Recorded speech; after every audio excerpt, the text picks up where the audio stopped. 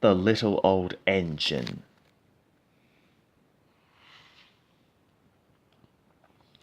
Trucks. Sir Handel and Peter Sam had hard work while Skarloey was away. The owner gave them buffers and even brought a diesel named Rusty. But Sir Handel grumbled continually. One day, Gordon saw him shunting and laughed. "My controller makes me shunt," Sir Handel said sheepishly, "and take trucks to quarries too. I'm highly sprung, and I suffer dreadfully." "Our controllers don't understand our feelings," sympathized Gordon. "Now, if you were ill," he winked, "you couldn't go, could you?" "Good idea," said Sir Handel. "I'll try it." "I don't feel well," he groaned next morning. There wasn't time to examine him then, so some of the trucks were coupled behind Peter Sam's coaches, and Rusty promised to follow with the rest. "He," sniggered Sir Handel. But no one noticed. They were all too busy. Peter Sam didn't mind the extra work. He left his coaches at the top station and trundled cheerfully through the woods.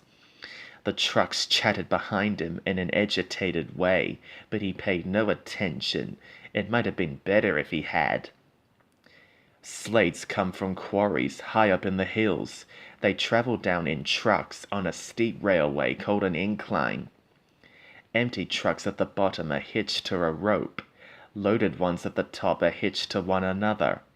By their weight, loaded trucks run down the incline, pulling up empty ones.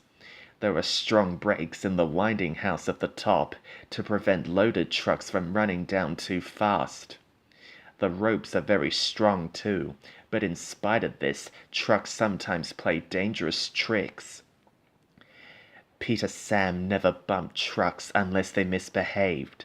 Sir Handel bumped them even if they were good, so they didn't like him and played tricks whenever they could. Peter Sam pushed the empty trucks to a siding where his fireman hitched them to the rope. Then, on another siding, he pulled back some loaded trucks. With these in front of him, he stood waiting. More loaded trucks stood at the top of the incline, ready to come down. They couldn't see Peter Sam. They thought he was Sir Handel and wanted to pay him out. They began to move. "Faster, faster," they grumbled. They reached halfway, gathering speed. "Scrag him! Scrag him!" they yelled. "No, no," wailed the empty trucks. "It's Peter Sam! It's Peter Sam!" But it was no use. The loaded trucks were straining at the rope. They broke it with a crack. "Hurrah! Hurrah!" they roared, hurtling down the hill. Peter Sam heard them. He shut his eyes. His driver and fireman crouched in his cab. The crash jerked him violently backwards. "Ouch!" he shivered. "I didn't expect a cold bath." The water poured from a channel smashed by flying slates. He was soaked from funnel to cab. "Beep, beep," he spluttered, and was glad when he heard Rusty's answering toot. "Bust my buffers," exclaimed Rusty. "What a mess!" "Never mind, Peter Sam, we'll get you out." He soon pulled him away from the water and the trucks. Peter Sam felt battered. His funnel was cracked and his boiler dented, but he was glad his driver and fireman were unhurt. He thanked Rusty and limped slowly home. Rusty stayed to help clear the wreckage. "I'm sorry about your accident, Peter Sam," said Sir Handel. "I always stand well back. Trucks don't like me, you see." "Why didn't you warn me?" "I didn't think." "You never do," said a stern voice. "You can start now while you're doing Peter Sam's work as well as your own. That'll teach you to pretend you are ill." Sir Handel did start thinking.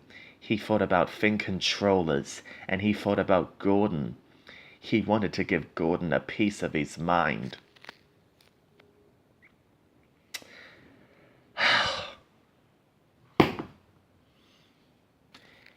Silly Sir Handel. He never should have listened to Gordon. Oh, I guess pretending he was ill wasn't such a good idea after all. What do you think?